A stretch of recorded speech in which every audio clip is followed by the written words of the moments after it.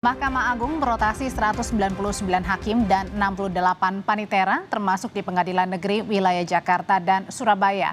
Ada 61 hakim yang bertugas di 4 Pengadilan Negeri Jakarta digantikan hakim dari berbagai daerah. Rotasi hakim diputuskan dalam rapat pimpinan Mahkamah Agung Selasa pekan ini. Hal yang baru adalah para hakim yang dimutasi wajib melaporkan LHKPN dalam waktu 2 pekan. Mereka juga diminta memperbaharui data keluarga termasuk informasi bank dan nomor rekening mereka. Dalam keterangan tertulis kepada Kompas TV, juru bicara Mahkamah Agung Yanto menyebut promosi dan mutasi hakim adalah agenda rutin di Mahkamah Agung. Yanto klaim ada atau tidaknya peristiwa penangkapan pada hakim, promosi dan mutasi adalah langkah MA mencegah korupsi di sistem peradilan. Saudara, rotasi besar-besaran hakim dilakukan usai ditemukan kasus suap dalam perkara korupsi CPO yang saat ini ditangani Kejaksaan Agung. 71 hakim dari wilayah Jakarta dan Surabaya dipindah tugaskan ke daerah lain. Di Pengadilan Negeri Jakarta Pusat misalnya, dari 35 hakim total, ada sebanyak 11 hakim yang dipindahkan ke pengadilan-pengadilan lain di daerah. Sementara 11 hakim dari total 28 hakim di Pengadilan Negeri Jakarta Barat juga ikut terkena rotasi. Begitu pula dengan 13 hakim dari 30 hakim PN Jakarta Selatan, 14 hakim dari total 30 hakim Pengadilan Negeri Jakarta Timur, dan 12 hakim dari 24 hakim di PN Jakarta Utara. Wakil Ketua DPR dari fraksi Partai Golkar Adis Kadir mengapresiasi keputusan Ketua Mahkamah Agung Sunarto yang memutasi 199 hakim dan 68 panitera khususnya yang berada di Jakarta. Adis menyebut perombakan dapat menjadi pembelajaran bagi para hakim yang mempunyai niatan transaksional dalam memutus perkara.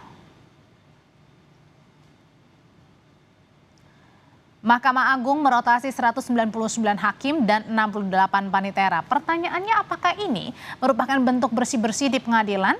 Kami akan bahas bersama mantan Hakim Agung, Gayus Lumbun. Selamat malam, Pak Gayus. Selamat malam, Mbak Audi. Ya, Pak Gayus, jadi kalau ada rotasi 199 hakim di berbagai daerah, terutama yang paling banyak ini di PN Jakarta Pusat, apakah pertanyaannya ini kemudian bisa menjadi cara yang paling baik untuk bersih-bersih di lingkungan peradilan nih, untuk tidak ada lagi mafia peradilan?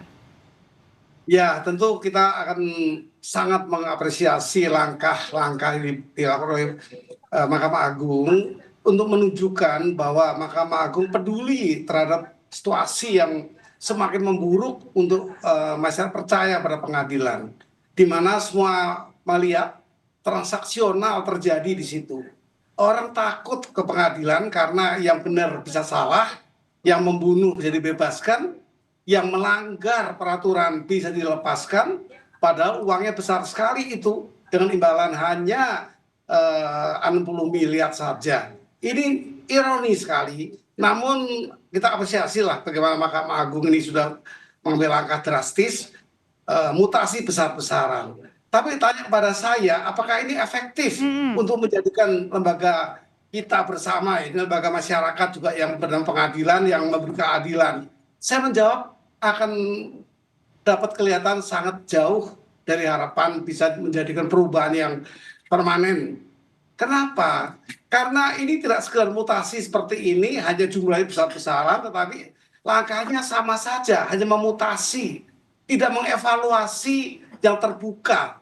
Ini yang dilakukan oleh Mahkamah Agung. Saya mengusulkan berkali-kali, bahkan saya sudah mulai merancang untuk menulis surat ke Presiden yang baru sekarang, Pak Prabowo, agar dilakukan secara nasional dipimpin oleh Presiden yang membentuk satu tim independen agar bisa menilai hakim mana yang bagus dipertahankan, yang jelek diganti dengan berbagai metode nantinya agar betul-betul setiap pengadilan mempunyai pimpinan hakim yang yang bisa memberi motivasi pada anggota-anggotanya. Pak Gayus, tapi kalau bisa dalam hal ini 199 yang dimutasi kan katanya ada yang hal baru nih. Seperti misalnya pelaporan kembali LHKPN, kemudian juga mencatat kembali, melaporkan kembali nomor rekening, kemudian daftar keluarga dan lain sebagainya. Ini artinya juga tidak membuat sesuatu hal yang baru nih, agar nanti tidak ada lagi mafia peradilan. Sangat jauh dari harapan. Kalau hanya mutasi syaratnya LKHPN itu kan semua pejabat melakukan. Kami juga tiap 2 tahunan, baik sebelum, sedang menjabat maupun setelah pensiun, itu kami melaporkan. Ya, itu hal yang biasa untuk dilakukan pada setiap.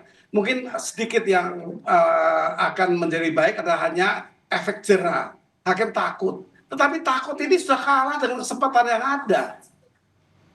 Kalau korupsi itu by need, kemudian by chance, dan kemudian greedy, itu memang tiga konsep yang ada di teori korupsi. Karena artinya berkaca kepada yang terakhir saja, Pak Gayus, pada kasus yang ekspor CPO ini bukan hanya melibatkan satu orang ya, tetapi banyak orang di dalam ya. Ini melibatkan banyak unsur, termasuk adanya panitera ikut, advokat ikut. Jadi artinya memang kita mulai penentunya hakim. Maka kita mulai mengevaluasi hakimnya dulu. Saya tawarkan beberapa teori untuk mengevaluasi hanya pimpinan-pimpinan pengadilan seluruh Indonesia, ketua dan wakil ketua. Dia bertanggung jawab untuk melakukan penindakan dan melalui pengawasan. Kalau anggotanya ada yang kurang benar, bisa dengan berbagai cara. Ini yang penting sehingga kita menemukan bibit-bibit yang bersih. Ini sekarang mengisi air bersih ke air kotor, sama juga. Apakah jamin hakim yang dimutasi itu lalu berubah? Kita memilih tidak yang berubah saja, yang baik. Untuk diisikan ke lembaga kita ini, yang jelek diganti. Itu konsep yang bagi saya mutlak untuk dilakukan karena kita akan mendapat wajah baru, 100% baru, yang baik ditambah dengan yang baik. Oke. Gitu. Nah, tapi kalau gitu Pak Gayus, pertanyaan selanjutnya, apakah menurut Pak Gayus juga lama atau tidaknya suatu hakim yang berada di suatu pengadilan ini juga berpengaruh terhadap integritas mereka nih? Makanya akhirnya di rolling mungkin dalam waktu yang lebih cepat dari biasanya. Ya rolling hanya pindah tempat saja. Kalau jiwanya memang greedy, serakah, dia bertugas dimanapun tetap serakah. Jiwa ini harus dipilih. Mana yang greedy, mana yang tidak serakah. Itu tujuannya. Jika kalau begini kan cuma ini turn of duty yang biasa, yang melakukan bagaimana memindahkan saja. Ini bukan solusi bagi saya, walaupun ini upaya baik, tujuan baik, dan langkah-langkah yang menunjukkan bahwa MA peduli. Cuma itu kalau di pandangan saya. Yang perlu harus dilakukan betul-betul di saat seperti ini. Karena ini yang berulang terus di banyak pengadilan. Tidak hanya di Surabaya, Jakarta. Di kelas B pun terjadi juga. Jadi ini harus secara utuh dilakukan evaluasi yang bagus, tetap dipertahankan. Itu langkah yang baik. Dan ini saya minta agar dipilih oleh Presiden, karena ini kan internal. Kalau ini apakah Mahkamah Agung juga dievaluasi? Kan tidak. Tidak ada Hakim Agung juga yang mau dipindah kemana. Tapi paling tidak apa langkah untuk menilai Hakim Agung yang 10 orang itu, pimpinan dari Mahkamah Agung. Kemudian anggotanya di zaman saya 50, mungkin ini ya sekitar sama 50-an. Jadi inilah yang kira-kira perlu kita perhatikan. Ini kita apresiasi, tapi saya tidak memandang ini solusi. Masih jauh dari solusi, karena hanya pindah saja, mutasi saja. Oke, karena takut ini juga hanya tadi ya dibilang bukan solusi jangka panjang ya, artinya mungkin hanya membuat kembali trust publik dalam waktu singkat, karena yang terakhir ekspor CPO itu ya Pak, tapi mungkin saja belum tentu akhirnya melunturkan semua potensi-potensi mafia peradilan di seluruh Indonesia ya. Betul Mbak Audrey, itu pendapat saya tadi, sehingga ini baik, tapi ini mungkin sekedar untuk kembali meyakinkan. Nantinya saya mengharapkan Presiden kepala negara untuk bisa mengatur tidak internal seperti ini. Ini hanya internal Mahkamah Agung yang punya inisiatif. Oke, kalau ada yang berpendapat juga untuk memperluas wewenang dari Komisi Yudisial, Pak Gayus? Saya sepakat, karena itu pengawas eksternal. Seperti apa tambahannya? Bahwa KY boleh melakukan intervensi di bidang percakapan melalui telepon, menyadap misalnya. Jadi KY bisa melakukan secara eksternal, melalui penyadapan, pembicaraan semua tersadap oleh KY. Yang hari ini memang boleh menyadap melalui penegak hukum lain. Oke, ada beberapa usulan juga yang disuarakan tadi oleh Pak Gayus, karena tadi pandangannya adalah dengan merotasi 199 ini bukan merupakan solusi jangka panjang ya untuk bersih-bersih mafia peradilan di Indonesia. Terima kasih Prof. Gayus Lumbun sudah berbagi pandangan di Sapa Indonesia Malam. Selamat malam. Ya.